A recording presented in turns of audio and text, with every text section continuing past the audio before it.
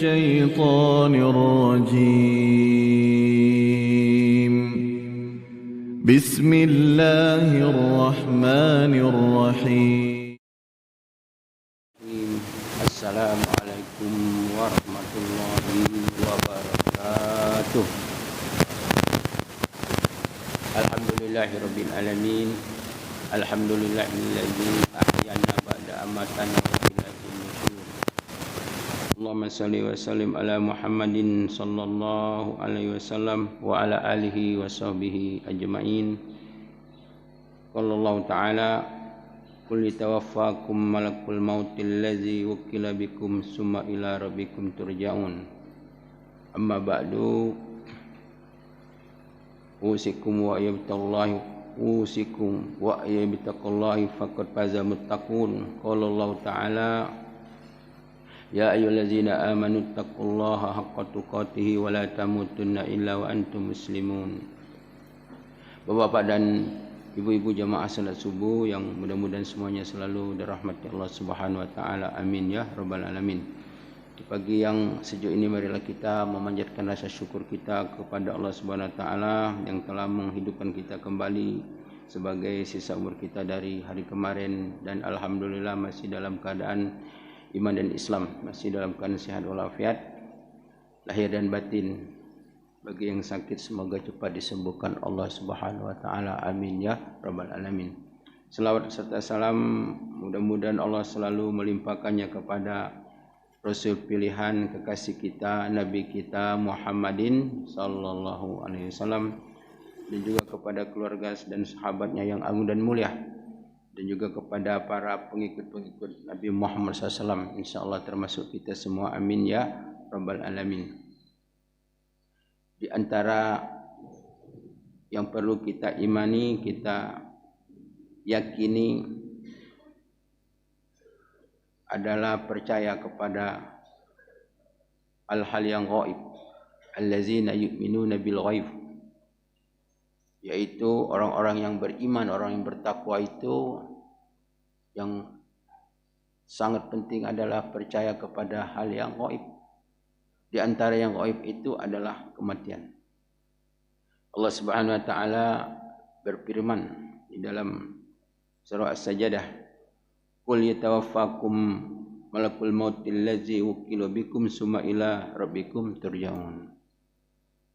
Qul, katakanlah Muhammad, kata Allah Subhanahu wa taala, yatawaffakum malakul maut,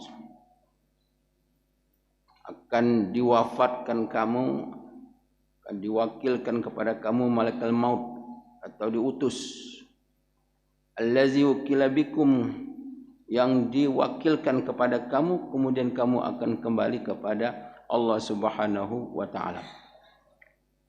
Jadi menurut ulama, ayat ini yang pertama, hendaklah kita mengenal malaikat maut. Malaikat maut itu karena dia pasti datang kepada kita, maka kita harus mengenalnya. Kemudian yang kedua adalah bahwa manusia itu semuanya akan kembali kepada Allah Subhanahu wa taala. Malaikat maut itu adalah utusan Allah yang akan mencabut sekalian yang bernyawa. Kemudian malaikat maut itu juga punya utusan-utusan. Di dalam hadis Rasulullah SAW, bahwa sebelum malaikat maut itu mencabut nyawa seseorang, maka dia ada utusan-utusan yang untuk memberitahu bahwa malaikat maut itu akan datang. Apa utusan-utusan dari malaikat maut yang kita harus tahu, yang diterangkan dalam hadis Rasulullah? Kata Rasulullah SAW, pertama kali adalah uban, penyakit-penyakit, perubahan di dalam tubuh, dan lain sebagainya. Semakin banyak itu utusan-utusan itu datang kepada kita, menunjukkan bahwa semakin dekatnya kematian. Misalnya uban.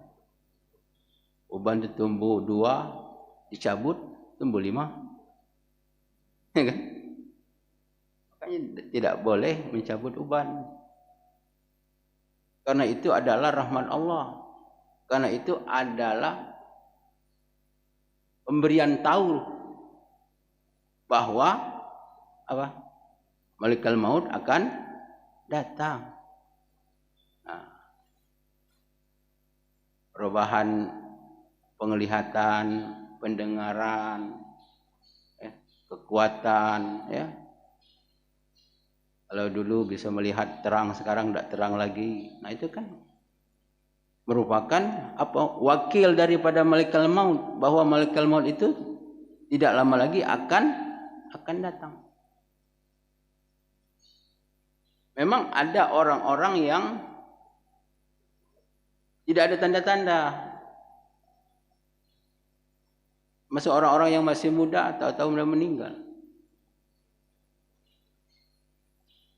Bagi orang-orang yang soleh, orang-orang yang taat, memang kematian yang secara mendadak itu merupakan rahmat Allah Subhanahu wa taala. Merupakan husnul khotimah. Kenapa? Karena orang-orang yang taat itu dia sudah siap sedia. Dia sudah mempersiapkan dirinya untuk menghadapi kematian itu. Tapi bagi orang-orang yang al-fajir, orang yang fajir itu orang yang selalu melakukan perbuatan dosa, mati dalam keadaan mendadak merupakan azab dari Allah Subhanahu wa taala.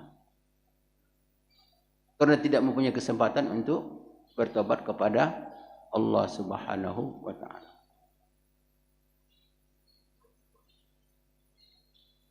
Pada zaman dahulu ada seorang nabi. Kemudian dia berkata kepada malaikat maut, "Wahai malaikat maut, kalau aku mendekati kematian, aku dikasih tahu." Kata malaikat maut, "Ya." Kemudian pada satu saat malaikat maut datang. Maka dia bertanya, "Kau datang ke sini apakah untuk silaturahim atau bagaimana?" "Saya akan datang untuk menyebut nyawamu." "Sudah saya katakan dulu, kalau mau nyebut nyawa kasih tahu dulu." "Sudah aku kasih tahu," katanya. Belum, sudah. Ini ubanmu. Ya kan?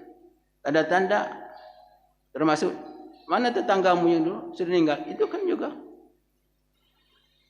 peringatan juga. Bapakmu sudah meninggal, ibumu sudah meninggal, itu juga peringatan.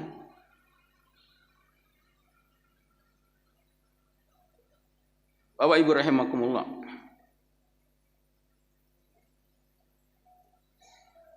dalam sebuah hadis Rasulullah SAW bahwa setiap hari menjelang matahari terbit, malaikat maut itu memberikan peringatan. Apa peringatannya? "Wahai orang-orang yang sudah berumur 40 tahun." Cuman kita tidak dengar baik. "Wahai orang-orang yang sudah istilah apa? Kepala 4, ada deh. Kepala 4. Bersiap-siaplah kamu. Bersiap-siaplah kamu," kata malaikat maut, "untuk pembekalan kehidupan di akhirat." Karena umur 40 tahun itu sedang apa gagah-gagahnya. Cari duit, semangat. Kadang-kadang sehari semalam tu tak tidur juga tak apa-apa. Nah, itu diingatkan oleh malaikat maut supaya hidup tu jangan cari dunia saja. Ingat bekal untuk mati. Bekal untuk mati. Kemudian apa kata malaikat maut? "Wahai yang sudah berumur 50 tahun." 50 tahun ya. Yang tadi apa? 40 tahun ya kan? Kalau 40 tahun itu, kalau Rasulullah SAW itu diangkat menjadi Rasul, umur berapa? 40 tahun. Artinya umur 40 tahun itu umur kesadaran, keinsapan. Ya. Sudah matang di dalam berfikir. Di dalam menterjemah tentang arti daripada kehidupan itu sendiri. Sehingga orang kalau sudah 40 tahun tidak berubah, agak sulit berubahnya. Susah. Kalau belum sadar 40 tahun, susah. Ya. Nah itu angka-angka yang ditentukan di dalam agama. Kemudian kata malaikat, wahai yang sudah berumur 50 tahun. Sungguh dekat bagimu dan sedikit lagi kesempatan. Jadi kalau sudah umur 50 tahun itu lah dekat itu. Ibarat hari itulah hampir maghrib lah. Belum sampai maghrib. Asar lewat. Ya kan? Jadi kalau kita ini kalau umur 30 tahun itu zuhur. Ya. Kalau umur 30 tahun, kalau 40 tahun asar, ya. Kalau umur 60 tahun itulah. Karena hadis Rasul mengatakan al-a'maru ummati baina sittin wa sab'in wa aqallu ma yajuzu zalika. Umur umatku kata Rasulullah antara 60 dan 70. Ya kan? Yang lewat dari itu dikit. Aduh, tapi dikit kata Rasulullah. Itu standar 60 tu. Pak Maman berapa umurnya? Nah, hati dikit. Kalau Nabi berapa? Nah, kalau menurut Nabi, fikirlah. Bapak Ibu rahmatullah, begitu juga orang-orang kata malaikat itu. Seperti pagi hari ini kan malaikat itu ngasih nasihat, cuman kita tidak tahu baik. Wahai orang-orang yang sudah berumur 60 tahun. Nah, ini adalah 61. Dan merenap tak tahu berapa tu. Wahai yang sudah berumur 60 tahun kata malaikat, apakah kamu lupa dengan azab Allah? Apakah kamu lupa dengan azab Allah? Ini ada kuih ni. Ambil makan. Pak Haji. Tidak ngerti. Pak Haji di belakang. Pak Haji. Buyurlah Pak Haji. Aku kaget weh.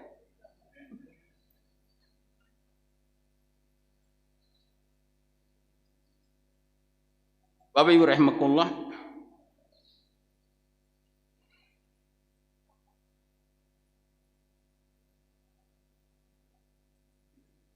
Nah, malaikat maut ini apa namanya? Kita harus mengenal. Karena dia akan pasti kita. Sebab manusia itu di saat-saat dia akan meninggal terbukalah kasyaf. Fakasyafna ankal ghita'aka dalam surah Qaf. Jadi kita nanti waktu nak mati, semua orang mau mati itu di detik-detik akan meninggal dunia, maka kita akan terbuka. Kita melihat malaikat maut datang. Bagi orang-orang yang fajir, orang-orang yang banyak dosa dalam hidup. Orang-orang yang banyak dosa, dia akan melihat itu malaikat maut yang begitu bengis, yang bulu rumahnya bagaikan api, yang hitam, yang tidak mengenal balas kasihan. Ini bagi ketika seseorang itu akan meninggal. Kemudian juga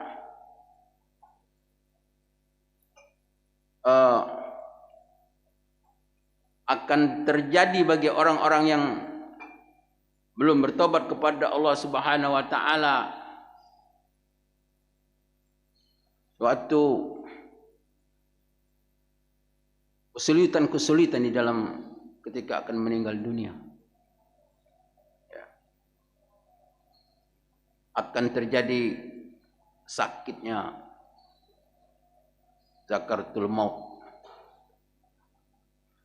Dalam hadis Rasulullah SAW itu bahwa Sakitnya mati itu seperti 300 kali dicincang dengan pedang. Oh, sakit sekali. Begitu juga akan diperlihatkan azab. Dalam hadis Rasulullah dikatakan tidak akan meninggal seseorang sebelum dia diperlihatkan apakah dia ahli surga, apakah dia ahli neraka. Nah, Bapak Ibu rahimakumullah. Tapi bagi orang-orang yang soleh, malaikat maut datang dengan memberi salam.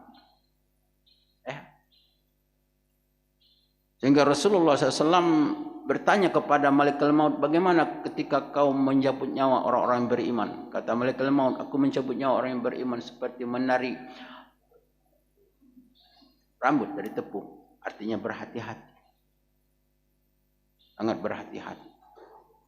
Makanya kalau orang-orang yang beriman itu dalam hadis dikatakan meninggalnya orang beriman itu seperti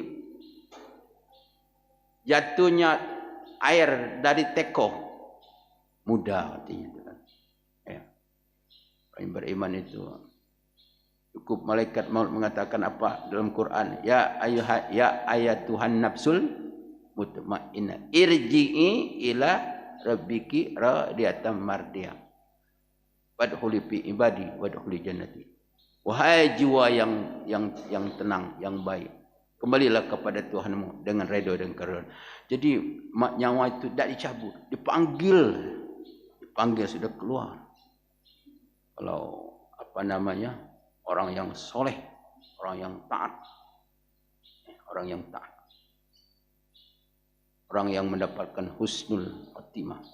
Tapi bagi yang fajir, pertama dia akan melihat bagaimana malaikat maut itu datang.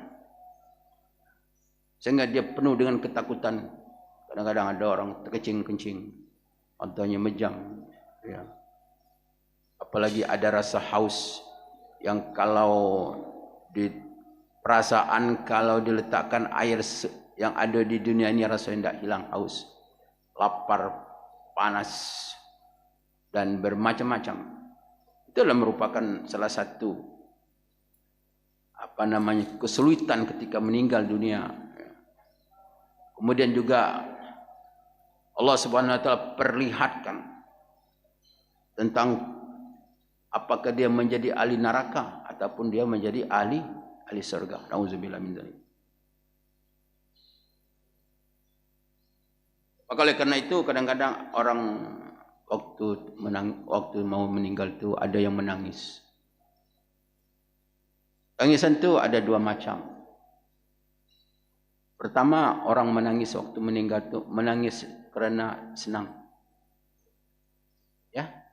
Cobalah kalau kita misalnya ketemu keluarga, ya kan, orang tua, anak, isteri, lama tak kejumpa, tak bertemu. Nangis. Tapi nangis apa? Nangis senang. Kalau kita jengok di TV itu orang dapat duit apa? Duit kaget, ya kan? Iya. Kasih duit. Nangis tak dia? Nangis, ya kan? Tapi nangis senang. Orang yang menangis ketika meninggal dunia, air mata yang jernih adalah nangis karena senang melihat tempatnya di surganya Allah Subhanahu wa taala. Tapi ada orang menangis karena takut, karena sedih dengan air mata yang keruh, karena belum bertobat kepada Allah, belum menjalankan ketaatan kepada Allah Subhanahu wa taala.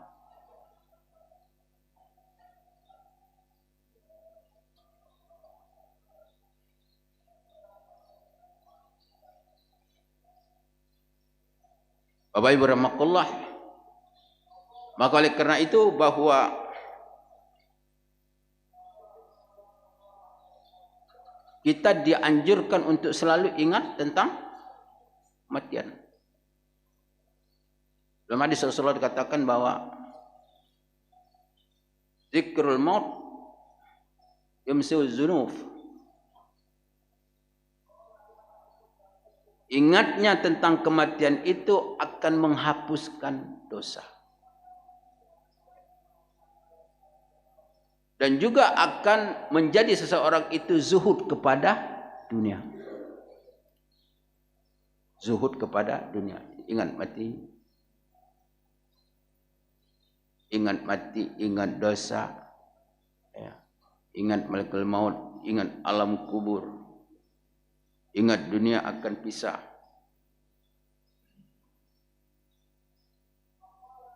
Jadi orang yang banyak ingat mati itu, maka ingat mati itu merupakan suatu zikir.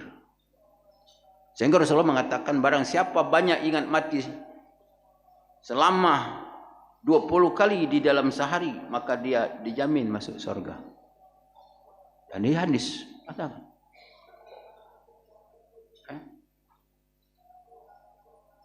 Karena orang yang ingat mati, kalau ingat mati, dia akan selalu ingat dengan perintah Allah. Ingat solat, ya kan? Ingat solat, ya zikir. Karena ingat mati. Terus punya persiapan-persiapan. Kalau ingat mati, artinya orang ingat persiapan mati. Bagaimana misalnya orang nak pergi haji dia, orang nak pergi haji itu setahun nak pergi haji itu kan main. Ada manasik, jalan itu, ini persiapan duitnya. Apa yang nak dibawa, obat-obatan untuk belanja siapkan. Padahal di Mekah tu orang haji itu cuma 40 hari. Ya Pak Haji, 40 hari. Persiapan bukan main. Nah, kita nak mati, nak akhirat, ini bukannya 40 hari. Selama-lamanya apa dah disiap?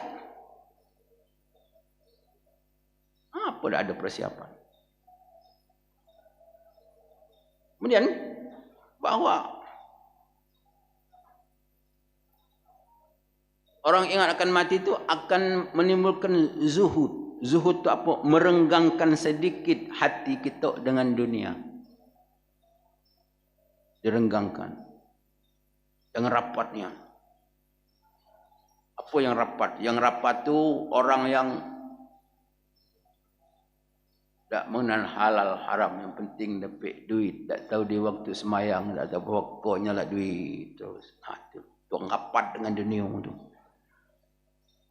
Jadi orang itu semakin sakit mati kaki, semakin banyak harta, semakin cinta dengan dunia, semakin sakit waktu mati. Itu kata Rasulullah SAW. Apa? Tak tahu tak sakit. Pertama penyakit lah memang ada.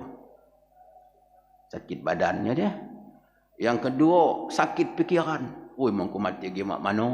Atau aku banyak ni. Kebun sawit kesekian siapa ngambil duitnya. Nah jadi fikiran.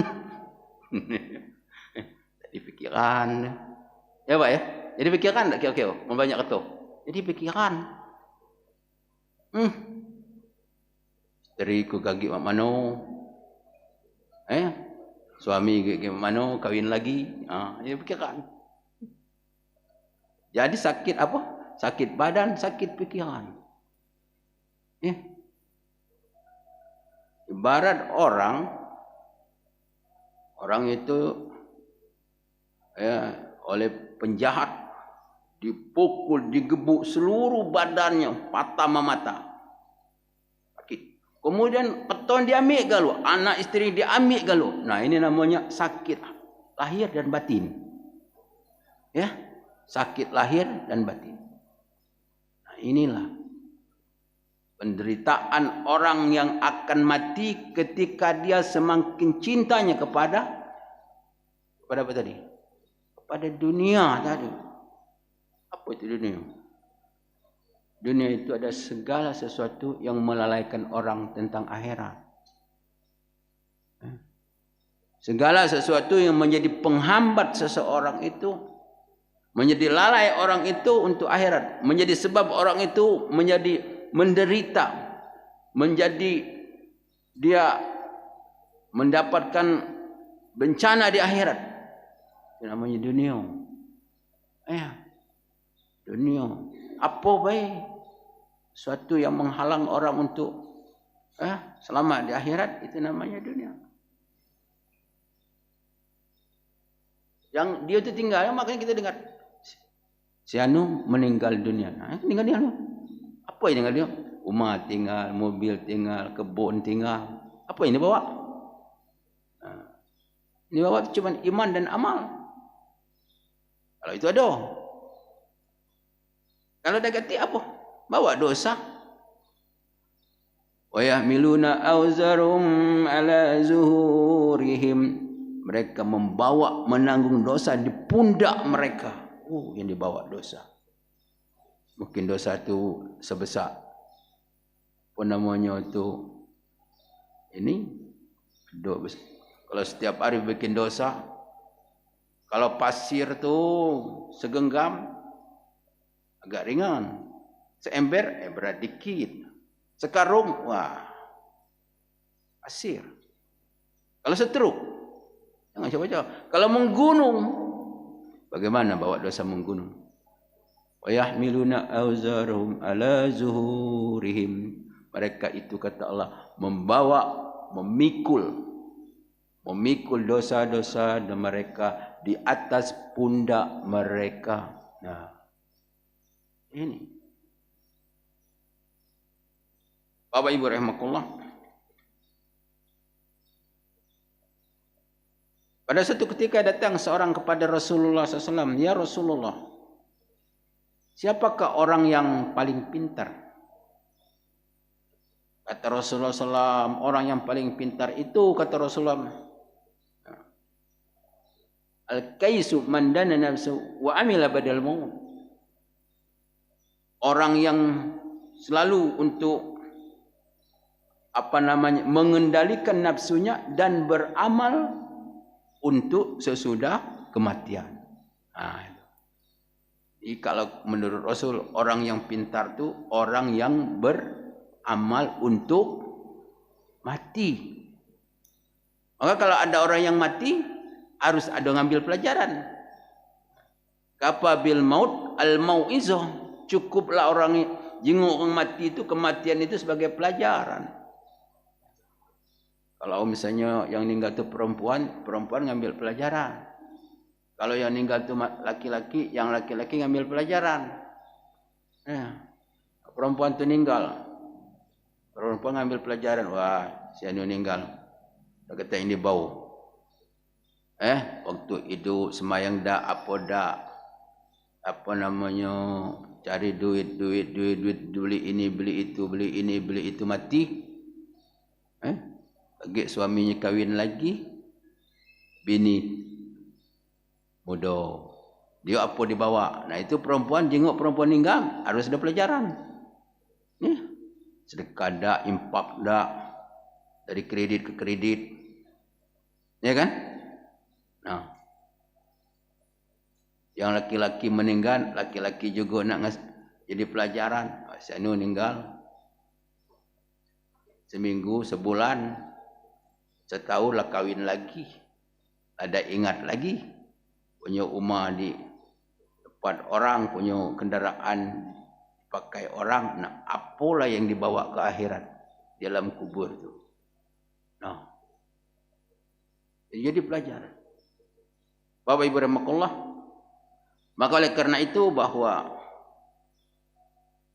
Rasulullah SAW mengingatkan supaya seseorang itu dengan ingatnya kematian itu, bahwa untuk mempersiapkan diri, persiapan bagaimana ketika akan mati itu, apa yang perlu disiapkan. Persiapan bagaimana ketika berada di alam barzah itu, dalam kubur itu, apa yang perlu disiapkan. Nah itu, bagaimana ketika dibangkitkan pada hari kiamat, ketika di padang mahsyar itu, ketika di akhirat itu, apa yang nak disiap. Itu yang penting. Kata Rasulullah SAW, datang kepadaku malaikat Jibril, atani Jibril, datang kepadaku malaikat Jibril. Malaikat Jibril berkata, apa kata malaikat Jibril? Anna la ilaha illallah anisun lil muslim indal maut. Bahwa kalimat la ilaha illallah itu akan menghibur seseorang muslim itu waktu dia akan mati. Jadi kalau kita nak kepingin waktu kita meninggal kaki dalam keadaan senang, bahagia, banyaklah kita zikir la ilaha illallah. Kan menghibur kata Rasulullah. Ya, anisun lil maut indal maut lil muslim. La ilaha illallah. Jadi tahlil. La ilaha illallah, la ilaha illallah, la ilaha illallah. Banyaklah tahlil. Ya. Karena hal-hal yang sering kita ucapkan, yang sering kita kebiasaan itu, insya Allah akan timbul kebiasaan itu ketika orang akan meninggal. Ya, kalau kita setiap hari kita berzikir la ilaha illallah, la ilaha illallah. Berapa kali lah kira-kira? Ya, jangan kurang 1000 kali lah. Ya, lebih apa-apa. Kurang jangan. Karena orang yang beriman itu tanda orang yang beriman kan banyak berzikir. Allazina yazkurunallaha qiyaman wa qu'udan wa 'ala junubihim. Nah, itu tanda orang beriman, banyak berzikir. Kalau orang munafik zikir juga dikit. Kenapa orang munafik itu zikirnya dikit? Wala yazkurunallaha illa qalila. Tidaklah zikir orang munafik itu kecuali dikit. Kenapa? Karena banyak sifat munafiknya. Perbuatan munafik itu menghalang dia untuk banyak zikir kepada Allah Subhanahu wa taala. Nah itu. Jadi kita tidak boleh zikir dikit. Dalam ayat lain al-Qur'an, ya ayyuhallazina amanu dzkurullaha dzikran katsira. Hai orang-orang yang beriman, kata Allah, ingatlah kamu kepada Allah dengan ingat yang banyak. Dikit tidak boleh. Harus banyak ingat. Zikir banyak. Begitu juga ketika kita di alam barzah. Amal-amal di dalam alam barzah supaya kita selamat apa? Kita membaca surah Al-Mulk setiap malam. Dalam hadis Rasulullah, hadis yang sahih. Siapa yang membaca surah Al-Mulk setiap malam sebelum tidur, maka dia akan dibebaskan Allah dari siksaan kubur. Maka Rasulullah mengatakan bahwa Rasulullah sangat senang kalau surah Al-Mulk itu ada pada diri orang Muslim. Artinya kita harus hafal surah Al-Mulk. Setiap malam kita baca. Sudah maghrib kita baca. Lama-lama hafal. Barakallahu fiikum. Mengala kullu syai'in qadir. La jalakul mauta wal hayat liyabluwakum ayyukum ahsanu amala. Terus baca. Ingat itu. Kalau kita nak selamat. Jadi ada amal-amal kita ni. Persiapan bagaimana di alam kubur. Amal-amal di alam kubur itu. Banyak kita infak dan sedekah. Kalau kubur kita nak terang. Karena cahaya yang sangat besar di alam kubur itu cahaya sedekah. Cahaya amal sedekah. Begitu juga di akhirat. Ya. Manusia itu di hadapan Allah Subhanahu wa taala. Tanya Allah Subhanahu wa taala dalam hadis Rasulullah SAW. Kau selama hidup di dunia sekian tahun, apa yang kau persiapkan? Apa yang kau bawa? Kelengok itu orang. Tengok kanan, tengok kiri. Hidup bertahun-tahun tidak beramal, tidak beribadah. Ibadah semaunya, mau semayang, mau pergi ke masjid semaunya. Kena dia ketika menghadap Allah Subhanahu wa taala. Allah tanya, persiapan apa yang telah kau bawa? Nah, jengok kanan, jengok kiri.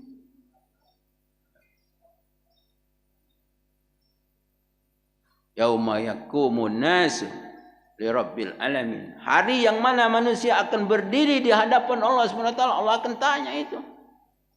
Apa persiapan untuk menghadap Allah Subhanahu wa taala?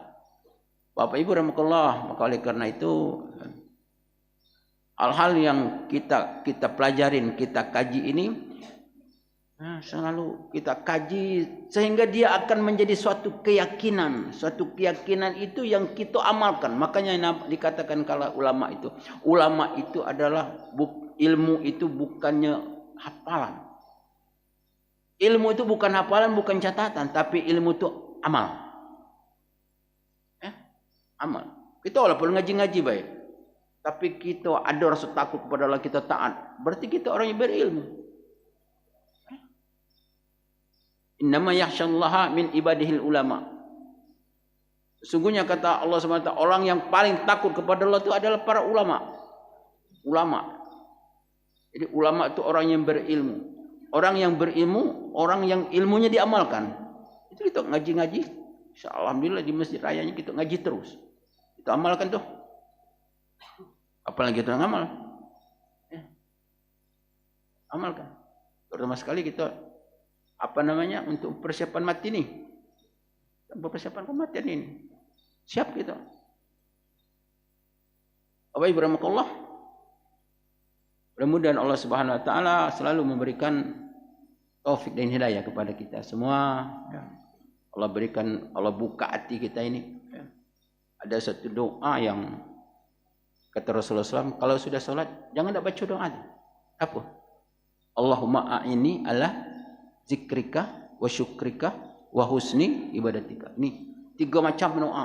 Sebab Rasulullah minta kepada Allah tiga perkaranya, minta tolong. Allahumma a'inni ala zikrika. Ya Allah, tolonglah aku ya Allah agar aku ini selalu ingat kepadamu. Nah, ini satu. Ingat kepada Allah. Jangan lupa. Yang kedua apa?